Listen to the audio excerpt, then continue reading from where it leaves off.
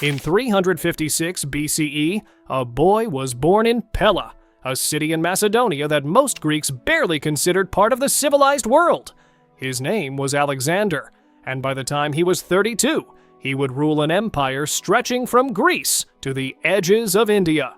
His father, Philip II, had already done something remarkable. He had transformed Macedonia from a fragile, faction-ridden kingdom into the most formidable military power in the Greek world. Philip was a strategist, a diplomat, and a ruthless pragmatist. Philip's army was built around the sarissa, a 6-meter pike that made the Macedonian phalanx nearly impenetrable from the front. Combined with his elite companion cavalry, this force would become the template Alexander inherited and perfected. Philip also gave his son something no kingdom could buy outright: a private tutor named Aristotle. For 3 years at the estate of Mysa, Alexander studied philosophy, medicine, geography, and logic, a curriculum that shaped how he would think about conquest, leadership, and the world. When Philip was assassinated at a wedding in 336 BCE, Alexander moved fast. He crushed domestic rivals, reasserted control over Greece, raising Thebes as an example, and then inherited Philip's grand plan: the invasion of Persia. In 334 BCE, Alexander crossed the Hellespont with around 40,000 soldiers. At the narrowest point between Europe and Asia, he threw his spear into the ground, staking a symbolic claim on the entire continent. The invasion had begun. His first battle came at the Granicus River. Persian satraps had assembled cavalry to stop him on the far bank, a defensible position. Alexander didn't wait. He led his companion cavalry into the river and charged directly up the opposing slope, turning a disadvantage into shock and momentum. City after city in western Anatolia opened its gates. Many were Greek colonies that had lived under Persian administration for generations. To them, Alexander offered self-governance and lower taxes, a combination that made conquest look like liberation. Then came Gordium, the ancient Phrygian capital, where a legendary ox cart was tied with an impossibly intricate knot. The oracle said whoever undid it would rule all of Asia. Alexander studied it briefly, drew his sword, and cut straight through. Whether it was cleverness, impatience, or theater, it became one of history's most enduring metaphors. Alexander had just told the world exactly how he intended to solve his problems, not by unraveling them, but by cutting through. Darius III, King of Kings, had been watching from a distance.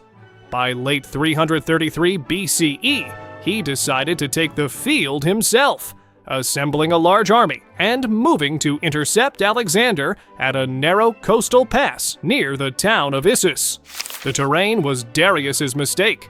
Issus was a narrow corridor between mountains and sea, exactly the kind of ground that neutralized Persian numerical strength. Alexander's phalanx locked the center while he personally led his cavalry on a diagonal charge toward Darius's command position. Darius fled, abandoning his chariot, his treasury, and his family. His mother, his wife, and his daughters were all left behind in the Persian camp. Alexander treated them with full royal honors. It was a calculated act of chivalry that resonated across the ancient world. Darius sent letters offering peace, half his empire, his daughter in marriage, a huge ransom for his family. His general Parmenion reportedly said he'd accept if he were Alexander. Alexander's reply was characteristically blunt. So would he, if he were Parmenion. Instead of chasing Darius north, Alexander turned south. He spent 7 brutal months besieging the island fortress of Tyre, building a stone causeway from the mainland to reach it, then pushed on through Gaza into Egypt. Egypt received him like a liberator.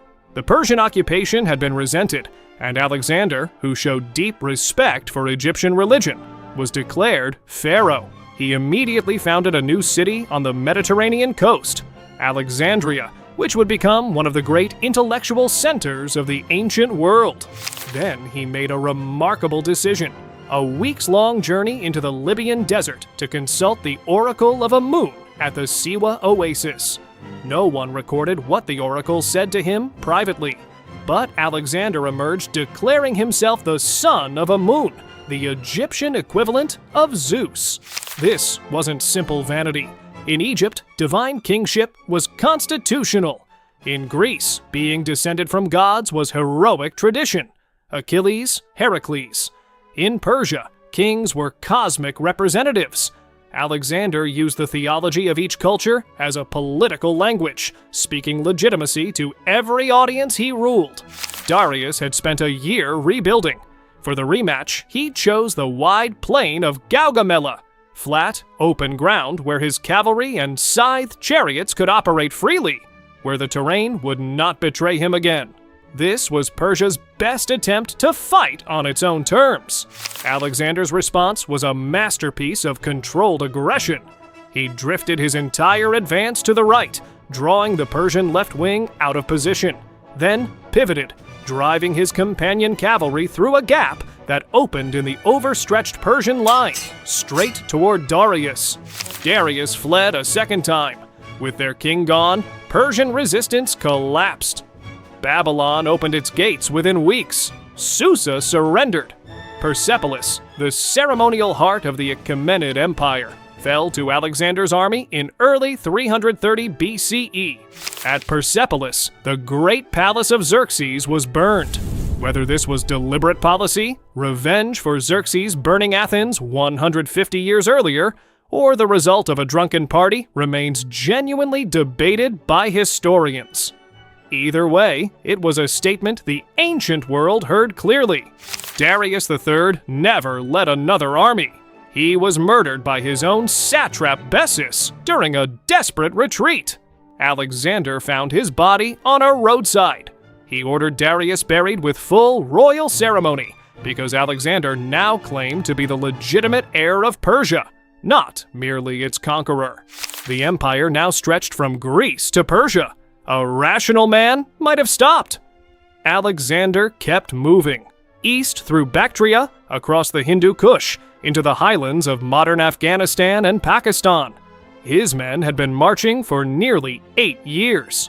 At the Hydaspes River in 326 BCE, today the Jhelum in Pakistan, he faced King Porus of the Paurava Kingdom, a formidable opponent who had stationed war elephants along the far bank. Elephants were the ancient world's equivalent of armored vehicles, and the Macedonians had never encountered them at this scale. Alexander feinted crossing after crossing for weeks, keeping Porus's army in constant alert and exhaustion. Then, on a stormy night, he slipped upriver with his best cavalry, crossed undetected, and appeared on Porus's flank before dawn. The battle was the hardest of Alexander's career. The elephants broke cavalry charges and crushed infantry, but disciplined Macedonian foot soldiers targeted the animals' handlers and drove them into retreat, turning the elephants into as much a threat to their own side as to the Macedonians.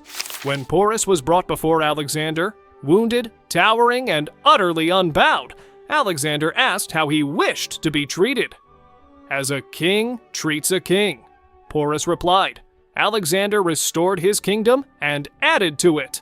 It remains one of the most telling exchanges in the ancient record. But beyond the Hydaspes lay the vast Ganges plain, and yet more kingdoms. This time, the army said no. Veterans who had marched 10,000 kilometers, who had buried their friends in a dozen countries, sat down and refused to go further. Alexander retreated to his tent for 3 days. Then he turned back. The return journey through the Makran Desert was catastrophic, one of the worst disasters of Alexander's campaign. Heat, thirst, and disease killed thousands. It was the cost of ambition pushed too far, and it left a permanent shadow on the final chapter of Alexander's story. By 323 BCE, Alexander was back in Babylon, planning new expeditions. Arabia, possibly the Western Mediterranean. Then, after 10 days of fever following a banquet, he died. He was 32 years old. and he had never lost a battle. The cause of his death remains genuinely uncertain. The most accepted explanation is typhoid fever, complicated by heavy drinking. Some scholars point to poisoning. Others note that his closest companion, Hephaestion, had died just months earlier, and that something in Alexander seemed to have broken after that loss. When asked who should inherit his empire, Alexander reportedly whispered, "To the strongest." It was an honest answer and a catastrophic one.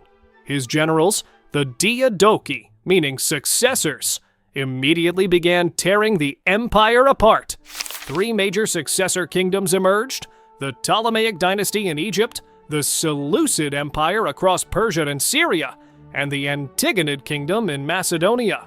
Alexander's wife, mother, and infant son were all eventually killed in the power struggles that followed. His bloodline did not survive. But the political fragmentation only tells half the story. What Alexander had actually done, perhaps without fully intending it, was create a vast connected zone in which Greek language, art, philosophy, and science could travel at a scale never seen before. This movement has a name: Hellenism. Across the former empire, Greek became the language of educated life, of commerce, medicine, philosophy, and law.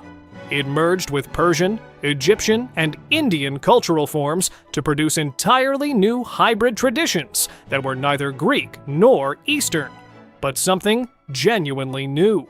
The greatest symbol of this new world was Alexandria in Egypt. Its famous library aimed to collect all recorded human knowledge. Euclid developed geometry there. Eratosthenes calculated the circumference of the earth there. It was the intellectual capital of the ancient Mediterranean for centuries. The reach of Alexander's legacy extended far beyond his own lifetime. The New Testament was written in Greek. The early Islamic Golden Age recovered and translated the Greek scientific texts that had been preserved in Hellenistic libraries. Alexander had built infrastructure for human thought that lasted over a millennium. How do we measure a man who conquered half the known world by 32, never lost a battle, burned a palace, respected some enemies, and massacred others, and died leaving no stable succession? He was, genuinely, a contradiction. A student of Aristotle who ruled by the sword.